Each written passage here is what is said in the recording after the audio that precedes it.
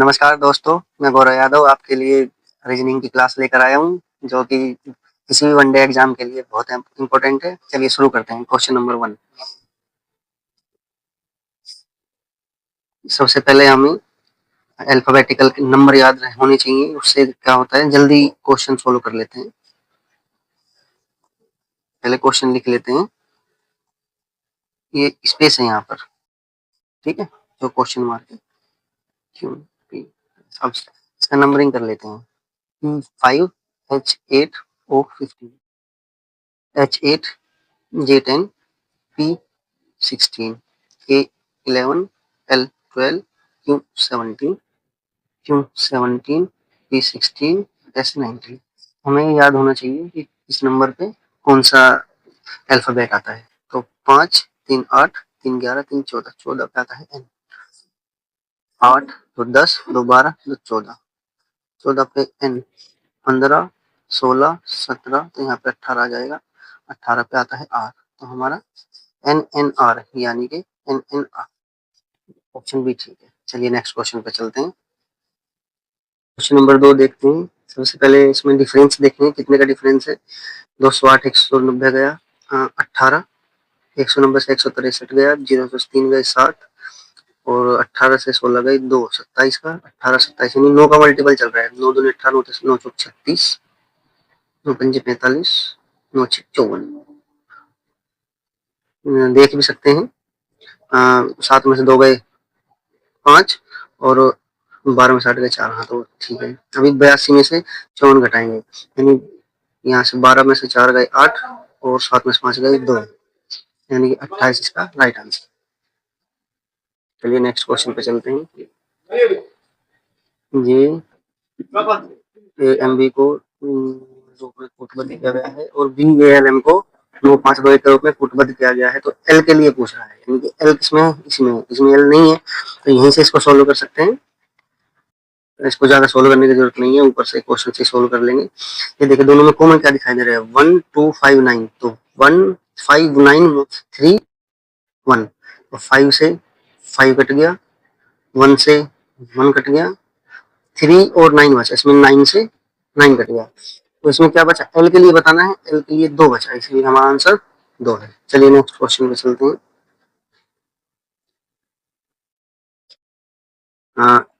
इसमें क्या करेंगे, सबसे पहले यहीं पे डायरेक्ट लिख लेंगे। हैज का है अर्थ पुत्री,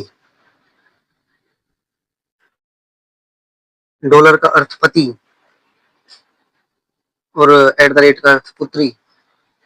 तो यहीं से जे का एन से संबंध बताना है। तो यहाँ एन एट द रेट ई का अर्थ है एन, एन ई की पुत्री है, पुत्री यानी कि माइनस। अभी ई का नहीं पता हमें क्या है। अच्छा, ई डॉलर जे का अर्थ है ई जे का पति है, यानी ई जे का पति है, यानी प्लस हो गया माइनस हो गया, समान संबंध वाले को सामने रख लेते हैं। उसके बाद हैज, हैज जे एस की पुत्री है। जे किसकी पुत्री है, एस की, एस की पुत्री हुई। तो जे का एन से कैसे संबंध है, जे का एन से, तो एन का पिता ई है और इसकी पत्नी जे है, तो ये इसकी माता हुई, यानी सी ऑप्शन राइट है। सबसे पहले इसका नंबरिंग कर लेंगे और ये बीच में यहाँ पे स्पेस है, 4 लेटर का क्वेश्चन है ये। H K M O N P R N S U Q T और एक्स टी डब्ल्यू। सबसे पहले इनका नंबर रखेंगे, H8 K11 M13 O15 N14 P16 R18 N14 S19 Q21 Q17 T20 X24 20 23। अभी देखते हैं। यहाँ 18 है, 15 है, 21 है, यानी 3 का डिफरेंस है, यानी कि यहाँ पर आ जाएगा 12। ठीक है, यानी कि 12 पर एल। एल से अभी नेक्स्ट देखते हैं। उसके बाद 13 से 16, यानी इसमें भी 3 का डिफरेंस आ रहा है। 8 से 11, ठीक है, के, यानी एल और के से ए की सीरीज स्टार्ट है, यही आंसर है। चलिए नेक्स्ट, इतना ही चेक करना है, ज्यादा चेक नहीं करना है क्योंकि हमको पता चल गया कितना है। इसमें बोल रहा है कौन सा अक्षर समूह समूह से संबंधित नहीं है। ठीक है, तो उस पर रखते हैं, इनका नंबरिंग रखते हैं, समझ गए होंगे। F6H8J10, S19, U21, V22, H8J10, L12, N14, P16 और 18। तो देखेंगे सभी में दो दो का डिफरेंस है, लेकिन यहाँ पर एक का ही डिफरेंस है, इसलिए ये क्वेश्चन गलत है, ये है इसका आंसर। चलिए नेक्स्ट क्वेश्चन। यदि शब्द ग्रेसफुल के प्रत्येक अक्षर को अंग्रेजी वर्णमाला क्रम में व्यवस्थित किया जाए तो कितने अक्षरों की स्थिति अपरिवर्तित रहेगी। अच्छा, तो ग्रेसफुल लिखना है, उसको अल्फाबेटिकली ऑर्डर में लिख लेना है। ए सी ई एफ यू एल। अब इसको इसको अल्फाबेटिकली ऑर्डर में सजा लेना है। सबसे पहले आएगा ए, ए है, उसके बाद सी, उसके बाद ई, उसके बाद एफ, उसके बाद जी, उसके बाद एल, उसके बाद आर, उसके बाद यू। ये देखिए कोई भी अपने सेम नीचे वाले नहीं आया,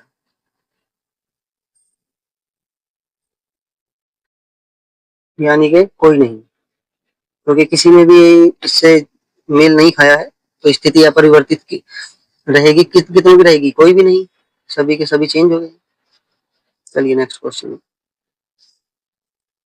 सीरीज है 4, 6, 8, 10, 18, 34। नेक्स्ट क्या आएगा, तो 4 दूनी 8, -2, 6 दूनी 12, -2, 10 दूनी 20, -2। हाँ, सीरीज ये भी है। और +2 करके देखते हैं, +2, +4, +6, +8, यानी कि डबल सीरीज हो रही है, यानी +16, +32 कर देंगे तो भी आंसर सेम आएगा दोनों से। 4, 2, 6, 3, 3, 6, यानी 66 आंसर है इसका। चलिए नेक्स्ट क्वेश्चन। BSGN को इस कोट में इस रूप में कूटबद्ध किया गया है, यानी कि बी को 5 लिखा है, इसको 22, 10, 17। तो सबसे पहले हम इनका जो एक्चुअल नंबर है वो लिखते हैं। B2 पे आता है, S19 पे, G7, N14। अभी देखेंगे 2 से 5 लिख दिया, यानी प्लस का 3, इसमें भी प्लस का 3, इसमें प्लस का 3, इसमें भी प्लस का 3, सभी प्लस का 3 हुआ है। आगे देखते हैं TAUE, इसको कूटबद्ध किया गया है 23, 4, 24, 8।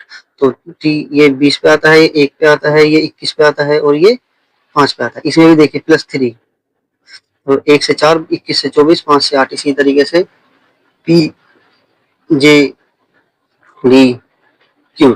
सबसे पहले इनके नंबर रखिए, तो P16, J10, D4, Q17। +3 करेंगे, 19, 13, 7 और 17, 3, 20, यानी कि यही आंसर है। कौन सा है, 19, 13, 7, 20, यही आंसर है। चलिए लास्ट क्वेश्चन चलते हैं।